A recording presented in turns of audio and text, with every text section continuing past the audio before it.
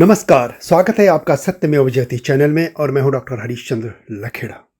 Social media में इन दिनों हिंदू धर्म और खासतौर पर ब्राह्मणों पर नवबौद्ध कुछ ज़्यादा ही आक्रामक हो गए हैं और वे जाति व्यवस्था के लिए, वर्ण व्यवस्था के लिए, ऊंच नीच के मामले में ब्राह्मणों को दोष दे रहे हैं।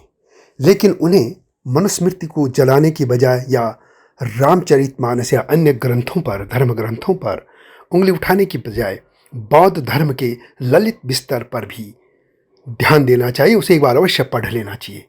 बौद्ध धर्म की महायान शाखा का प्रमुख धर्म ग्रंथ है ललित बिस्तर और इसमें 27 अध्याय हैं और तीसरा अध्याय है कुल शुद्धि परिवर्त। इस धर्म ग्रंथ में देवलोक से और जन्मलोक तक भगवान बुद्ध के जन्म लेने के पूरे घटनाओं का उल्लेख किया गया है।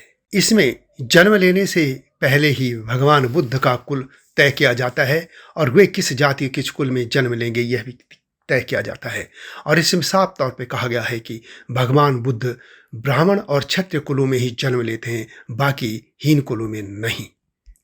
इस तरह हिंदू धर्म में तो इसी जीवन में उच्च कुल या निम्न कुल की बात कही गई, लेकिन बौद्ध धर्म में तो पिछले जन्म से ही कुल निर्धारित किया गया है।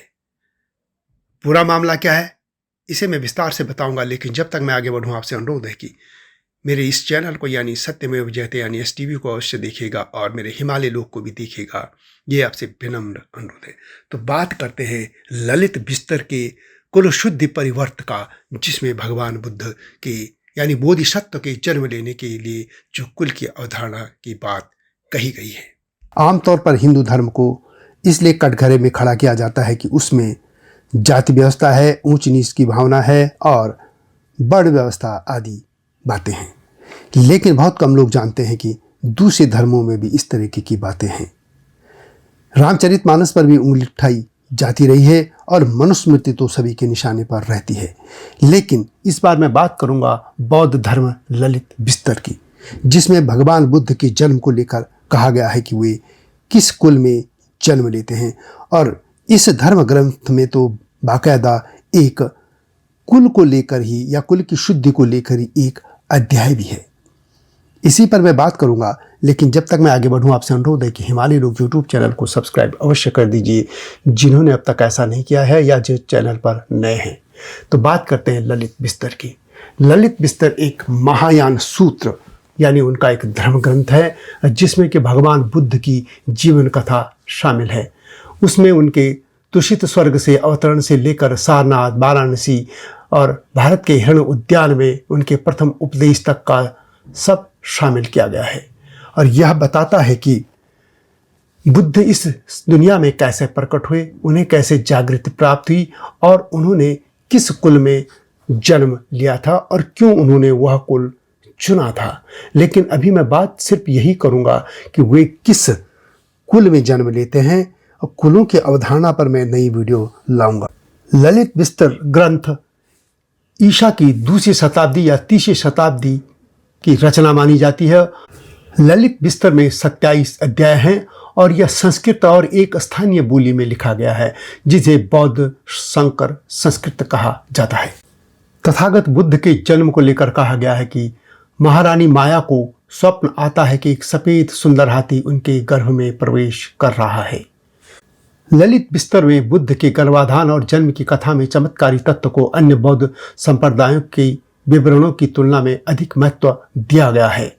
अब बात करते हैं ललित बिस्तर के उस खंड की, जिसमें भगवान बुद्ध के बारे में कहा गया है कि वे किस किस कुल में जन्म लेते हैं और कहाँ कहाँ नहीं लेते हैं। मेरे पास तो ललित बिस्तर पुस्तक है, वह भोट भाषा यानी तिब्बती भाषा से उसका रूपांतर यानी अनुवाद किया गया है और इसका अनुवाद शांति भिक्षु शास्त्री ने किया, जो कि साहित्याचार्य जयपुर PhD D.Litt आज जर्मनी से इन्होंने किया है और इसे उत्तर प्रदेश हिंदी संस्थान ने प्रकाशित किया था। आपको यह भी बता दूं कि भगवान बुद्ध बनने से पहले उनके जो जन्म हुए थे वो बोधिसत्व के रूप में हुए थे। ललित बिस्तर ग्रंथ के जो 27 अध्याय हैं उनमें तीसरा है कुल शुद्धि परिवर्त और इसी में ये देखा गया है कि बोधिसत्व अब किस कुल में जन्म लेंगे। इसी अध्याय के और इस पुस्तक के पेज नंबर 60 में कहा गया है कि बोधिसत्व देवलोक में विराजमान है और वे अपने 4 महाविलोकितों के साथ विचार विमर्श करते हैं कि उनको कहाँ जन्म लेना चाहिए। यह कथा वैसे भगवान बुद्ध खुद अपने शिष्य से कहते हैं और वे कहते हैं, हे भिक्षु, किस प्रकार बोधिसत्व ने द्वीप विलोकित का विलोकन किया। बोधिसत्व प्रत्यंत द्वीप यानी जम्बू द्वीप के सीमावर्त द्वीप के न होकर, यानी वहाँ वे जन्म नहीं लेते हैं। वे पूर्व विदेह में भी जन्म नहीं लेते हैं, वे अपर गोदानीय में भी जन्म नहीं लेते, न उत्तर कुरु में लेते हैं, बस वे जम्बू द्वीप में ही जन्म लेते हैं। यह भी कहते हैं आगे बुद्ध अपने भिक्षुओं से कि वे सीमांत प्रदेशों में भी जन्म नहीं लेते। वे ज्ञानेंद्रियों में अल्प बल यानी जो कम ज्ञान ये कह सकते हैं उनमें, या अज्ञानी है उनमें भी जन्म नहीं लेते। वे एडमुख जाति यानी स्वभाव में भेड़ जैसे गूढ़ और गुमसुम रहने वाले, सुभाषित एवं दुर्भाषित के अर्थ को समझने में अयोग्य जो लोग होते हैं वहाँ भी जन्म नहीं लेते हैं। बुद्ध सिर्फ मध्य देशों में ही जन्म लेते हैं। और अंत में सबसे बड़ी बात जो ये है कि वे कहते हैं, हे भिक्षु, किस प्रकार बोधिसत्व ने कुल विलोकित का विलोकन किया।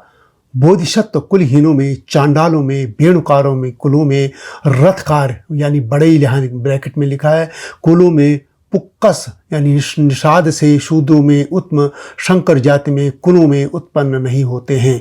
वे 2 ही कुलों में जन्म लेते हैं, ब्राह्मण कुल में और क्षत्रिय कुल में। जब लोक में ब्राह्मण लोग बढ़े चढ़े होते हैं तब ब्राह्मण कुल में जन्म लेते हैं, और जब लोक में क्षत्रिय लोग बढ़े चढ़े होते हैं तो वे क्षत्रिय कुल में जन्म लेते हैं। इस बात को ये कह सकते हैं कि बोधिसत्व अपने भिक्षुओं से कहते हैं कि बोधिसत्व का जन्म सुदूर देशों में नहीं होता है, जहाँ लोग भेड़ों की तरह मूर्ख हैं, मंद बुद्धि वाले हैं, अज्ञानी और सही गलत में अंतर करने में असमर्थ होते हैं, बल्कि एक बोधिसत्व मध्य भूमि में जन्म लेता है। हिंदू में तो इसी जन्म में ऊंच और नीच कुल की बात है, लेकिन ललित बिस्तर तो पिछले जन्म से ही कुलों को देखने लग जाता है, उच्च कुल को, नीच कुल को। बोधिसत्व का जन्म निम्न जाति के परिवार में नहीं होता है, जैसे बहिष्कृत, बांसुरी बनाने वाले, काटन या नौकरी परिवार आदि जो इस तरह की उन्होंने बातें कही हैं, और उनका सिर्फ शासक या पुरोहित परिवार में ही जन्म होता है। यानी जब दुनिया में ब्राह्मणों का यानी पुरोहितों परिवारों का वर्चस्व होता है तो बोधिसत्व का जन्म पुरोहित परिवार में होता है, ब्राह्मण परिवार में होता है। और जब दुनिया में शासक वर्ग के परिवारों का प्रभुत्व होता है तो बोधिसत्व का जन्म शासक वर्ग यानी क्षत्रिय परिवार में होता है। यह बात मैं नहीं बल्कि ललित बिस्तर धर्म ग्रंथ कहता है, जो कि बौद्ध के महायान शाखा का प्रमुख ग्रंथ है।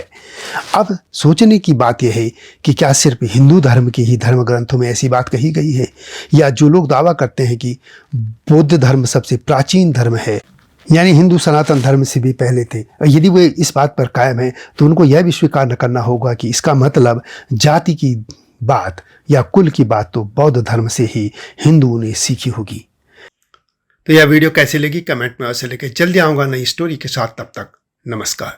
हिमालय पे पेड़ हो तो गीत गाएंगी नदियाँ, गीत गाएंगी नदियाँ।